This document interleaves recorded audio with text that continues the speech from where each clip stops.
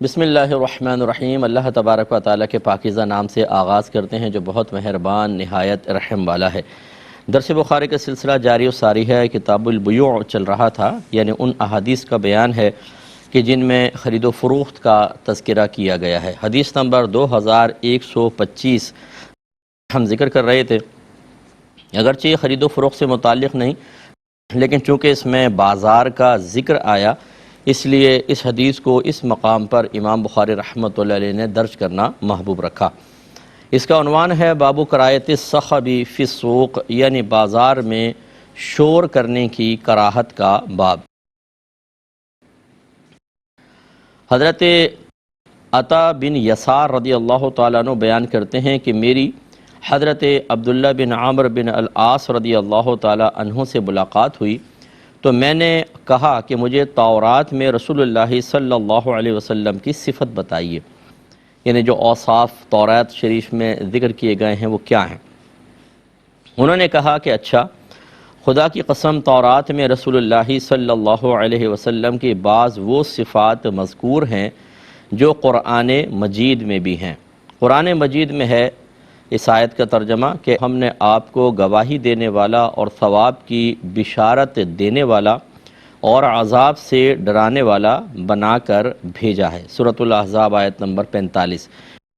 پھر انہوں نے مزید، اب یہ تو تھی جو قرآن کے اندر صفات بیان ہوئیں، پھر آگے مزید بیان کرتے ہیں، اور ان پڑھ قوم کی حفاظت کرنے والا، آپ میرے بندے اور میرے رسول ہیں، میں نے آپ کا نام متوکل رکھا ہے۔ آپ نہ تو بد مزاج ہیں، نہ سنگ دل، اور نہ بازاروں میں شور کرنے والے ہیں، نہ برائی کا بدلہ برائی سے دیتے ہیں اور بلکہ معاف کر دیتے ہیں، بلکہ بخش دیتے ہیں، اور اللہ تعالیٰ آپ کی روح کو اس وقت تک قبض نہیں فرمائے گا حتیٰ کہ آپ کے ذریعے ٹیڑھی ملت کو سیدھا کر دے گا، اس صورت پر کہ وہ کہیں کہ اللہ تعالیٰ کے سوا کوئی عبادت کا مستحق نہیں ہے، اور اس ملت سے اللہ تعالیٰ اندھی آنکھوں کو کھول دے گا اور بہرے کانوں کو، اور ان دلوں کو جن کے اوپر پردے پڑے ہوئے ہیں۔ تو یہ کچھ اوصاف تھے، چند چیزوں پہ ہم کلام کر چکے تھے، اب اس میں تھوڑا سا آگے چلتے ہیں۔ اللہ تعالیٰ نے فرمایا کہ نہ تو آپ بد مزاج ہیں نہ سنگ دل، یعنی سخت دل بھی نہیں ہیں اور برے اخلاق کے مالک بھی نہیں ہیں۔ اخلاق خلق سے نکلا ہے، اور خلق عادت کو کہتے ہیں۔ ہم تو سمجھتے ہیں کہ اگر ہم مسکرا کے اپنے دانت دکھا دیں، جیسے سیلز مین مسکرا کے ملتا ہے اور اپنے دانت دکھا دیتا ہے، تو ہم کہتے ہیں میں بہت خوش اخلاق آدمی ہے، جب جاؤ مسکرا کے ملتا ہے۔ تو یہ ایک اچھی عادت ضرور ہے، اس کا انکار نہیں ہے، لیکن صرف ایک چیز کو بنیاد بنا کر کسی کو خوش اخلاق کہنا اچھا نہیں ہوگا، کیونکہ خلق واحد ہے، اخلاق اس کی جمع ہے، اور خوش اخلاق کا مطلب ہوگا اچھی عادتوں والا۔ لہذا کسی ایک چیز سے انسان خوش اخلاق نہیں ہو سکتا۔ اس معاملے میں خوش خلق تو ہے، لیکن خوش اخلاق اس وقت ہوگا جب دیگر عادات و اطوار بھی اچھی ہوں گی۔ مثال کے طور پہ وہ اللہ تعالیٰ کا مطیع و فرما بردار ہے، لوگوں کے حقوق پورے کرتا ہے، مسکرا کر ملتا ہے، سلام میں پہل کرتا ہے، کسی کو اپنی ذات سے تکلیف اور اذیت نہیں پہنچاتا۔ اللہ تبارک و تعالیٰ نے جو لوگوں کے سلسلے میں اسے حکم دیا، اس میں فرائض، واجبات، مستحبات وغیرہ کا خیال رکھتا ہے، تو یہ ہے خوش اخلاق۔ میرے آقا صلی اللہ علیہ وسلم خوش اخلاق تھے، تو اب آپ کے اوصاف دیکھ لیں کہ صرف آپ نے مسکرا کر دیکھا اور باقی چیزوں میں مطلب ایسی چیزیں اختیار کی معاذ اللہ جن پر انگلی اٹھ سکے، جن پر تنقید کی جا سکے، ایسا تو نہیں تھا۔ آپ کی ہر عادت، آپ کا ہر عمل، آپ کا کردار کا ہر پہلو بہت ہی نفیس تھا کہ جس پہ کوئی تنقید نہیں کر سکتا، تو پھر یہ ہوتی ہے خوش اخلاقی۔ تو ہمارے ہاں یہ ہوتا ہے، اب جیسے عورتیں، خواتین ہوتی ہیں، آپ دیکھیں خاص طور پہ جب یہ رشتہ لینے کے لیے جاتی ہیں تو ایسی ملائم گفتگو کریں گی کہ سامنے والی تو کہیں گی کہ بھئی ان سے اچھا تو کوئی خاندانی نہیں ہوگا، اور ساس بھی ایسی بچ جائے گی بہو کے لیے، ارے یہ تو میری بیٹی کی طرح ہے، اور میں تو اس کو، ہمارے تو دیکھیں 2 بیٹیاں تھیں، دونوں کی شادی ہو گئی، گھر خالی ہو گیا، ہمیں تو بیٹی چاہیے۔ تو وہ لوگ بڑے متاثر ہوتے ہیں کہ بھئی کتنے اچھے اخلاق کے لوگ ہیں، اتنا ملائم لہجہ، ایسے بچ جا رہے ہیں۔ یہ پتہ نہیں کہ انہوں نے اپنے کپڑوں کے اندر چھریاں تیز کر کے رکھی ہوئی ہیں، اور بعد میں جب اوپر کا لباس اترے گا اور اندر سے وہ تلواریں نکلیں گی تو کیا ہوگا۔ یہی وجہ ہے کہ بہت سارے والدین بعد میں کہتے ہیں کہ بھئی ہم نے تو ان کی باتیں سن کر ان کے ظاہر کو دیکھ کے ہاں کر دی تھی، ہمیں کیا پتہ تھا یہ کیسے نکلیں گے. تو یہ مسئلہ ہوتا ہے. تو ہمارے یہاں یہ ہوتا ہے مصنوعی پن زیادہ ہے. میں اکثر یہ عرض کرتا ہوں کہ ہم بہت سے لوگ ایسے ہوتے ہیں جب آفس میں ہوں گے، دوستوں کے پاس ہوں گے، کاروباری حلقے میں ہوں گے، مساجد میں ہوں گے تو بہت ہی خوش اخلاق، اسی طرح گفتگو نرم، کسی کو ڈانٹنا نہیں، عفو درگزر کرنا، کوئی اگر زیادتی کر دے کوئی بات نہیں کوئی بات نہیں کوئی بات نہیں ہوتا تھا. لوگ کہتے ہیں بہت اچھا آدمی ہے، لیکن جب وہ گھر پہنچتا ہے تو انتہائی بد اخلاق، بیوی کو مارنا، پیٹنا، گالیاں بکنا، برا بھلا کہنا، اور اپنے نوکروں کے ساتھ انتہائی ناروا سلوک، بہت ہی غلیظ قسم کا سلوک، اپنے غریب رشتہ داروں کے ساتھ بہت ہی خراب قسم کا سلوک. اس کا مطلب ہے کہ یہ ریاکار تو کہلا سکتا ہے، صحیح خوش اخلاق نہیں ہے. تو ہمیں اپنی عادات و اطوار میں خوش اخلاقی کو دخل دینا چاہیے. اپنے تمام جو معمولات ہیں ان کو اچھا کریں، سنت کے مطابق کر لیں تو خود بخود ہمیں اخلاق حاصل ہوگا اور ہم خوش اخلاق کہلائیں گے. تو یہ جو نبی کریم صلی اللہ علیہ وسلم کے بارے میں کہ نہ وہ بد مزاج نہ سخت دل، یعنی ایسا نہیں کہ جھڑک کے بات کر رہے ہوں، لہجہ سخت ہو، ڈانٹے ڈپٹ رہے ہوں، کسی پہ طنز کر رہے ہوں، کسی کو اس کی اوقات کا احساس دلا رہے ہوں، جسے ہم عرف عام میں کہتے ہیں تجھے تو ابھی میں تیری اوقات یاد دلاتا ہوں، یا نوکر کو ڈانٹنا ڈپٹنا، ذلیل کرنا، اس طرح اس کو احساس دلاتے ہیں کہ تمہاری اوقات کیا ہے، تم یاد رکھو، ہم تم سے اوپر ہیں اور تم ہمارے نائب ہو یا مطلب ہمارے تابع ہو. یہ جو ہے یہ بد مزاجی ہوتی ہے. ایسے اللہ نے شوہر کو حاکم بنایا ہے بیوی پر، تو یہ نہیں ہے کہ اس کے ساتھ بد اخلاقی کا مظاہرہ کریں. ایسی بعض جوان اولاد ہوتی ہے جو اپنے بوڑھے ماں باپ کے معاملے میں ایسی ہو جاتی ہے بد مزاج، کہ جب وہ چھوٹا تھا پیشاب کرتا تھا، پوٹی کرتا تھا، الٹیاں کرتا تھا، ماں باپ صاف کرتے تھے، رات میں جب چاہے اٹھ کے الارم بجا دیا کرتا تھا، روتا تھا، ماں نیند قربان کر رہی ہے، باپ نیند قربان کر رہا ہے، بیمار ہو گئے ہیں تو اٹھا کے لے کے بھاگ رہے ہیں، اور کئی گھنٹے ہاسپٹلس کی لائن میں بیٹھے ہوئے ہیں، ویٹنگ روم میں بیٹھے ہوئے ہیں کہ ڈاکٹر اس کو چیک کرے.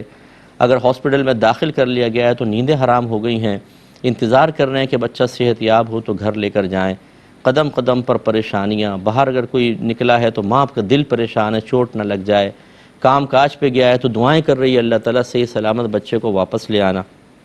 اور جب یہی بچہ بڑا ہوتا ہے، شادی ہوتی ہے، ماں باپ بوڑھے ہوتے ہیں، تو اب اس کو وہی طرز عمل اختیار کرنا چاہیے تھا، کیونکہ پہلے یہ کمزور تھا وہ طاقتور تھے، اب وہ کمزور ہو گئے یہ طاقتور ہے. پہلے یہ محتاج تھا وہ غیر محتاج، اب وہ محتاج ہو گئے ہیں یہ غیر محتاج. تو طرز عمل تو ویسے اختیار کرنا چاہیے. لیکن یہاں صورتحال یہ اگر ماں باپ رات میں ایک دفعہ بھی کھانس دیں تو اس کے منہ سے نکلتا ہے کیا مصیبت ہے، نیند خراب کر دی. بلکہ وہ بیوی جو ساتھ میں سو رہی ہوتی ہے کالے سر والی، وہ کہتی ہے تمہارے اپنے بوڑھے ماں باپ کو یہاں سے نکالو، میری تو روزانہ نیند خراب کر دیتے ہیں. یہ ماں باپ بیچارے کھانس رہے ہیں، کچھ جان بوجھ کے اوائڈ کر رہا ہے، کون ڈاکٹر کے لے کے جائے، کون جا کے دوائیاں دلائے. اگر وہ بیچارے کمزور ہو گئے ہیں، کوئی پیشاب نکل گیا کپڑوں میں، کچھ ایسا ہو گیا تو اس کی حالت خراب ہو گئی کہ یار یہ پورا گھر ہمارا گندا کر دیا. ان کو بیوی مشورہ دیتی ہے کہیں پہ ویلفیئر کے اندر کسی ادارے میں ڈالو، یہاں پہ نہیں رکھنا ہوگا. تو وہ قابل برداشت نہیں رہتے ہیں ماں باپ. یہ ہے بد مزاجی. پھر وہ ماں باپ اس کو جھڑکتے ہیں، ڈانٹتے ہیں، ڈپٹتے ہیں، بدتمیزیاں کرتے ہیں، انہیں ان کی کمزوریوں کا احساس دلا کر اپنے لیے جہنم کا راستہ متعین کر رہے ہوتے ہیں. اتنی عقل نہیں ہوتی جس بیوی کے بہکائے میں آ کے تم یہ کر رہے ہو، کل تمہاری اولاد تمہارے ساتھ یہی کرے گی، وہ بھی تمہاری طرح بد مزاج بنے گی. تو یہ صحیح نہیں ہوتا. اپنے نبی کریم صلی اللہ علیہ وسلم کے ان اوصاف کو جو یہاں بیان کیے گئے، وہ اس لیے نہیں بیان ہوئے کہ خالی ہم پڑھیں اور واہ واہ سبحان اللہ کیا ہمارے نبی کریم کی شان تھی. چلیں یہ بھی اچھی چیز ہے، لیکن حقیقتاً جو ان کو بیان کیا گیا نا وہ اس لیے کہ یہ ایک آئینہ ہے. اس آئینے میں آپ اور میں اپنے آپ کو دیکھیں اور فیصلہ کریں کہ ہم کیسے ہیں، ایسے ہی ہیں یا نہیں ہیں. اگر ایسے ہی ہیں تو پھر اچھی بات ہے، اگر نہیں ہیں تو پھر ہمیں اپنے آپ کو چینج کرنا چاہیے. اسی طرح سنگ دل آپ سنگ دل ہیں. سنگ دل مطلب سخت دل. آپ کسی کی مدد کر سکتے ہیں لیکن کون مدد کرے. کوئی بیچارہ پریشانی کے اندر ہے، اس کی پریشانی کو سے ہم بالکل دل موم نہیں ہو رہا ہے، تو یہ جو سخت دلی ہے یہ مناسب نہیں. ہاں بعض اوقات سخت دلی وقتی طور پر کسی کے فائدے کے لیے اختیار کرنی پڑتی ہے.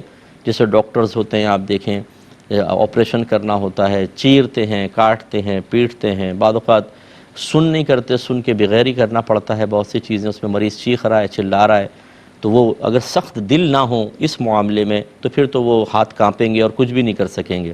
یہ سخت دلی یہاں مراد نہیں ہے وہ سخت دلی جو بے حسی کے ساتھ ہوتی ہے۔ ہاں یہ سخت دلی ہے کہ ایک مریض تڑپ رہا ہو اور آپ کہیں کہ اس کو ہم ابھی داخل نہیں کریں گے جب تک کہ آدھی فیس نہ بھر دیں، یہ تھوڑا سا مطلب ہے کہ حتیٰ کہ وہ تڑپ تڑپ کے مر جائے لیکن فیس نہ ایڈوانس فیس جمع نہ کروانے کی وجہ سے اس کو ایمرجنسی کے اندر داخلے کی اجازت نہ ہو، یہ ہے سخت دلی، اس سے اجتناب کرنا چاہیے۔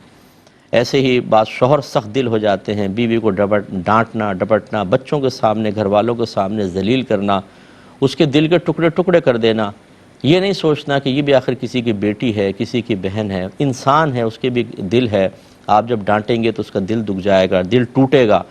بے پرواہ ہوتے ہیں وہ، خود اپنے سر میں درد ہوگا ہائے ہائے کر کے پورے گھر کو اپنے سر پہ اٹھا لیں گے، بیوی کو بیچاری عرصے سے پین ہے، عرصے سے تکلیفیں ہیں، اس کے نہ ٹیسٹ کروا رہے ہیں نہ ڈاکٹر کے پاس لے کر جا رہے ہیں، یہ ہے سخت دلی جو بے حسی کے ساتھ ہے۔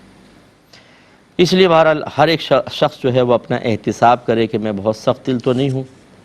اسی طریقے سے جانوروں پہ ظلم کرنے والے یہ بھی بڑے سخت دل ہوتے ہیں۔ یہ گدھے والوں کو دیکھیں، بعض اوقات گدھے کے وہ لگام لگی ہوتی ہے نا تو وہ اس سے چمڑے کے اس سے زخم ہو جاتے ہیں، اب اس پہ وہ بیچارہ ایسے چل رہا ہے، گدھا ہے، کیا کرے، وہ منہ سے تو بول نہیں سکتا اور اسی پہ اس کی وہ چمڑے کی جو پٹی ہوتی ہے وہ رگڑ کھا کھا کے مزید اس کا زخم چھل رہا ہوتا ہے اور بلڈ نکل رہا ہوتا ہے، لیکن کوئی پرواہ نہیں ہے۔ اسی جگہ بلکہ میں نے دیکھا ہے وہ لوہے کا ڈبہ سا ہوتا ہے جس میں کچھ پتھر ڈالو تو اس کو ہلاتے ہیں نا تو وہ گدھا تھوڑا سا بھاگتا ہے، وہ ایک طرف سے نوکدار سا ہوتا ہے تو وہی اس کے زخم میں چبوتے ہیں تاکہ وہ تیز چلے، یہ ہے سخت دلی۔ ایسے جانوروں کو آپس میں لڑوانا، کتوں کو یا ریچھ پہ کتے چھوڑ دینا، انہیں آپس میں لڑوانا، کوئی زخمی ہو جاتا ہے، کسی کی ٹانگ ٹوٹ جاتی ہے، کسی کی آنکھ پھٹ جاتی ہے، یہ ہے سخت دلی۔ یہ چیزیں نہیں ہونی چاہیے، ان چیزوں کو ہمیں خیال کرنا چاہیے۔ اور اسی طرح اب یہ جو بازار کا چونکہ ذکر تھا اور یہ کتاب البیوع چل رہی ہے، اس وجہ سے بس یہ حدیث یہاں لائے کہ اللہ تعالیٰ نے مزید فرمایا، ان تورات میں یہ ذکر ہے کہ اور نہ بازاروں میں شور کرنے والے ہیں۔ تو یہ بازاروں میں جو اس زمانے میں بھی آوازیں لگا رہے ہیں، شور مچا رہے ہیں، آوازیں دے رہے ہیں ایک دوسرے کو، تو یہ مطلب سطحی قسم کے لوگوں کا کام ہوتا ہے۔ جیسے یوں سمجھ لیں سیٹیاں بجانا، چیخنا چلانا، قہقہے لگانا زوردار، بازاروں میں بیٹھے ہوئے قہقہے لگا رہے ہیں۔ نبی کریم صلی اللہ علیہ وسلم ایسے نہیں تھے۔ اس کا مطلب ہے کہ وہ چیزیں جس کو ایک اس وقت کا شریف طبقہ اچھا نہیں سمجھتا، معیوب نہیں سمجھتا، وہ معیوب سمجھتا ہے، اچھا نہیں سمجھتا، قابل مذمت سمجھتا ہے، وہ تمام افعال و اعمال سے میرے آقا صلی اللہ علیہ وسلم محفوظ تھے۔ جیسے ہمارے یہاں سیٹیاں بجانا، آنکھ مارنا اور چھیڑنا، کسی کو طنز کرنا، شور مچانا بازاروں میں، وہ چیخ رہے چلا رہے ہیں، اونچے اونچے قہقہے لگا رہے ہیں، نوجوانوں کو دیکھا ہوگا آپ نے، اس طرح ہاتھ پہ ہاتھ مارنا، یہ تالی، تو یہ چیزیں صحیح نہیں ہوتی ہیں۔ یہ مطلب نچلے طبقہ ایک ہوتا ہے جو فٹ پاتی طبقہ کہلاتا ہے، یہ ان کے طریقہ کار ہوتے ہیں۔ ایک بہت بڑے عالم ہوں، وہ ایک دوسرے کو ہاتھ پہ ہاتھ مار رہے ہوں، سیٹیاں بجا رہے ہوں، آپ اندازہ کریں، تھوڑا سا تصور لا کے کسی بھی ایسا، کیا وہ زیب دے گا کسی کو؟ یہ آپ کے ذہن میں اگر یار وہ تو کبھی کر ہی نہیں سکتے ایسے، وہ اسی وجہ سے کہ یہ اچھے لوگوں کے کام نہیں ہوتے۔ اور میرے آقا صلی اللہ علیہ وسلم تو تمام لوگوں سے عظیم تھے، حالانکہ اسی ماحول میں میرے آقا صلی اللہ علیہ وسلم پلے بڑھے ہیں۔ دیکھیں نا مکے کا وہی ماحول، جاہل لوگ تھے، آگے اللہ نے فرمایا کہ ٹیڑھی امت کو کی حفاظت کرنے والے ہیں، انہی کے درمیان تو پلے بڑھے ہیں میرے آقا صلی اللہ علیہ وسلم، لیکن اس قوم کا اثر قبول نہیں کیا ہے۔ 40 سال تک میرے آقا صلی اللہ علیہ وسلم نے اسی قوم کے مابین رہ کر عمل کر کے دکھایا ہے، اور کوئی بڑے سے بڑا مؤرخ مسلمان تو خیر نہیں کرے گا نا، غیر مسلم کی بات کہہ رہا ہوں کہ وہ پوری حیات طیبہ کا مطالعہ کر لے اور نکال کر لے آئے کہ کبھی آپ نے بچپن میں اور مطلب پھر جوانی کے اندر 40 سال سے پہلے کوئی بد اخلاقی والا کام کیا ہو، حالانکہ نہ کبھی استاد کے پاس گئے، نہ کبھی کوئی کتاب پڑھی میرے آقا صلی اللہ علیہ وسلم نے، کیونکہ اللہ تعالیٰ نے 40ویں سال کے بعد جب وحی کا سلسلہ ہوا تو آپ کو سکھانا سمجھانا سب اپنے ذمہ کرم پر لیا، قرآن کہتا ہے۔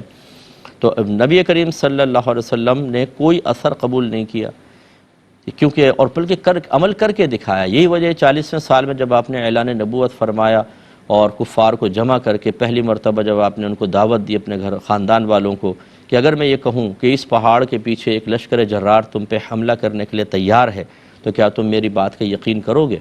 انہوں نے کہا کیوں نہیں کریں گے، آپ صادق ہیں، امین ہیں، آپ کی بات کا یقین کریں گے۔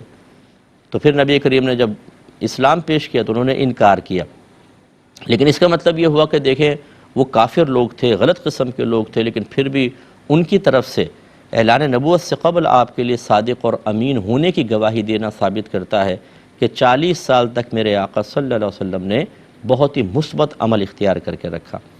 اور پھر آپ جانتے ہیں اگر کوئی دشمن ہو جاتا ہے تو ویک پوائنٹس نکالتا ہے۔ اگر ماضی کے کچھ ایسے راز پتہ ہوں، سیکرٹس پتہ ہوں کہ جن کو منظر عام پہ لا کے کسی کو بدنام کیا جا سکتا ہو، بلیک میل کیا جا سکتا ہو، تو ان کو لایا جاتا ہے۔ اگر میرے آقا صلی اللہ علیہ وسلم کی زمانہ مطلب ماضی جو 40 سال تھے، اس میں کوئی بھی ایسی چیز ہوتی جس کو منظر عام پہ لا کے سامنے لا کر کفار بلیک میل کر سکتے یا آپ کی شخصیت کو ڈیمیج کر سکتے تو وہ ضرور لے کر آتے، لیکن وہ نہ لا سکے۔ 40 سال بڑی مدت ہوتی ہے، 40 سال بہت بڑی مدت ہوتی ہے۔ تقریباً ہماری عمر گزر جاتی ہے 40 سال، پھر اگر 60 سال ہے تو 20 سال بیچ میں رہ گئے۔ میرے آقا صلی اللہ علیہ وسلم 23 سال اس کے بعد حیات رہے، 63 سال آپ کی عمر مبارک ہے، بعض تو 50 سال 55 سال میں تشریف لے دنیا سے چلے جاتے ہیں بعض لوگ۔ تو یعنی 40 سال عمر کا ایک بڑا حصہ ہے اس امت کے لیے، لیکن اس میں کتنے اچھے اخلاق کے ساتھ رہے میرے آقا صلی اللہ علیہ وسلم۔ تو یہ ہمیں سوچنا چاہیے، سمجھنا چاہیے کہ سرکار نے اسی ماحول میں رہنے کے باوجود اس کا اثر قبول نہیں کیا۔ آپ کو کہنے والا کہہ سکتا ہے اور ہم بالکل اس کی بات کو تسلیم کریں گے کہ آپ نے تو چونکہ نبی بننا تھا، اللہ نے آپ کو محفوظ رکھا۔ بالکل ٹھیک بات ہے، آپ بالکل صحیح کہا آپ نے، اللہ نے آپ کو معصوم بنایا تھا، آپ کو محفوظ رکھا، لیکن کیا اس میں نبی کریم صلی اللہ علیہ وسلم کا کوئی کمال نہیں ہے؟ صرف ہم یہ کہیں کہ اللہ نے ایسا آپ کو کر دیا تو آپ گویا کہ ہاتھ بندھے ہوئے تھے، ذہن مفلوج تھا، زبان چل نہیں سکتی تھی، کان سن نہیں سکتے تھے، اللہ تعالیٰ نے آپ کو 40 سال تک بس خود ہی مطلب سب کیا؟ ایسا تو نہیں ہے۔ آپ سوچ بھی سکتے تھے، آپ بول سکتے تھے، آپ دیکھ سکتے تھے، آپ چھو سکتے تھے، ہر چیز پاسبل تھی، لیکن اللہ تعالیٰ نے ضرور کرم نوازی فرمائی۔ میرے آقا صلی اللہ علیہ وسلم کا اللہ کی عطا سے ہی کمال یہ ہے کہ باوجود قدرت کے آپ نے بھی تو اپنے آپ کو روکا ہے نا۔ اسی لیے کمال کی نسبت پھر نبیوں کی طرف ہوتی ہے، صحابہ کی طرف ہوگی، اہل اللہ کی طرف ہے، اولیاء اعظام کی طرف ہے کہ ان کی اپنی بھی کوشش، عمل، کردار، سوچ اور فکر اور اپنا ذاتی احتساب کا اس میں دخل ہوتا ہے۔ تو یہ کہہ دینا کہ جی وہ تو نبی تھے نا، وہ تو صحابہ تھے، وہ تو اللہ کے ولی تھے، تو بھئی کیا مطلب، کیا ان کو تکلیف نہیں ہوتی تھی؟ کیا وہ اپنے آپ کو آزمائش سے روکتے نہیں تھے، اس پہ پورا اترنے کے لیے محنت نہیں کرتے تھے، اور اس کی وجہ سے ان کو کیا اذیت اور تکلیف کا سامنا نہیں ہوتا تھا؟ میرے آقا صلی اللہ علیہ وسلم کی خود یہ روایت موجود ہے، آپ نے فرمایا میں اللہ کے راستے میں سب سے زیادہ خوف میں مبتلا کیا گیا ہوں اور مجھے سب سے زیادہ اذیت دی گئی ہے۔ یہ میرے آقا صلی اللہ علیہ وسلم فرما رہے ہیں، اور وہ تکلیف ہوتی ہے، انہیں بھی ہوتی ہے۔ بہت سی چیزوں کو ایک دم آدمی کا دل چاہے لیکن روکتا ہے آدمی تو اس میں تکلیف ہوتی ہے، یہ اس کمال ہے۔ تو اس پہ انشاءاللہ مزید کلام کریں گے نیکسٹ پروگرام میں۔ وآخر دعوانا ان الحمدللہ رب العالمین۔